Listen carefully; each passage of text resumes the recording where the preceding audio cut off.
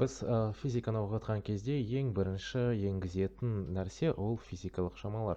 Яғни физикалық шамалар дегеніміз соны өлшеуге болатын шамалар болып табылады. Және де оларға келгенде олардың өзара екі түрі болады. Физикалық шамалар ол әрине де негізгі шамалар және де туынды шамалар болып табылады. Енді негізгі шамаларға келген кезде оларға біздің SI, яғни System International халықаралық бірліктер жүйесі жатады. Оның ішінде мысалы физикалық шамаға келген кезде мысалы ұзындық, біз білеміз, ол бізде метрмен өлшенеді. М белгіленеді метр. Содан кейін бізде тағы да бар, мысалы кинематикада өткен кезде ол бізде уақыт.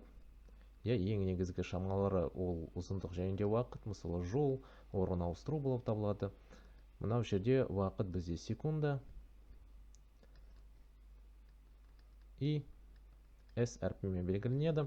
Енді туынды дегенде ол өзара негізгі шамалардан тұрады. Яғни мысалы жылдамдық. Оның өлшем бірлігі метр бөлінген секунд. Яғни ол осы жерде неден тұрады? Ұзындықтан, және де Т уақыттан. Сәйкесінше белгілейік L және де Т. Әрине негізгі шамаларда бізде өзара 7 түр бар, бірақ та көбінесе оның 6 шамасын қолданамыз. Келесі бізде уақыттан кейін ол масса. Біз динамиканы енгізген кезде біз массаны өте бастаймыз. Ол бізде килограмм кг белгіленеді. Әрине де егер де сіздерге грамм берілсе, сіз оны килограмм ретінде түрлендіресіз. М әрпімен белгіленеді.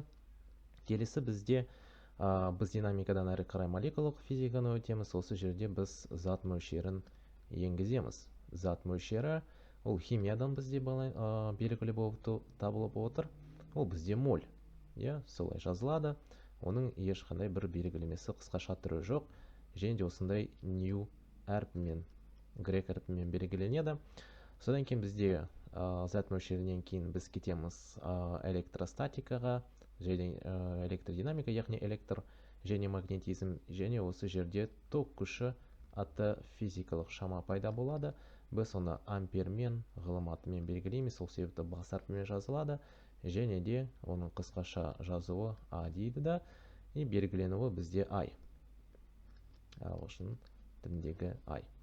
Әрі қарай кеттік. Осы жерде бізде бесеу бар. Содан кейін бізде кетеді температура.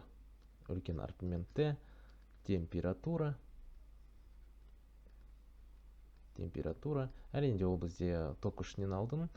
Ол бізде кельвинмен белгіленеді. Ол да бізде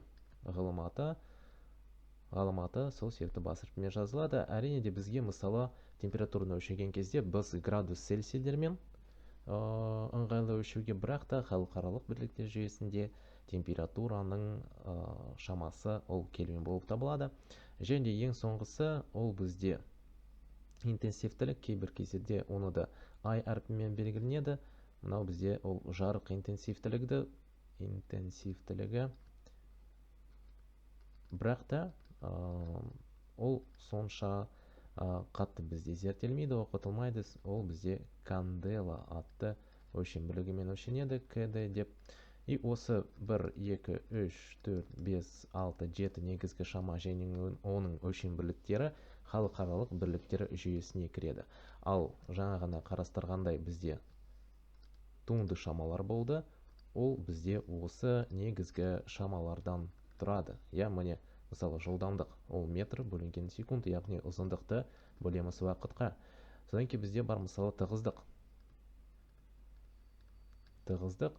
Ол мысалы бізде ро, біз білетін ол килограмм метр кубына. Яғни осы жерде ол неден тұрады? Массадан және де ұзындықтың кубынан, яғни L көбейтілген L.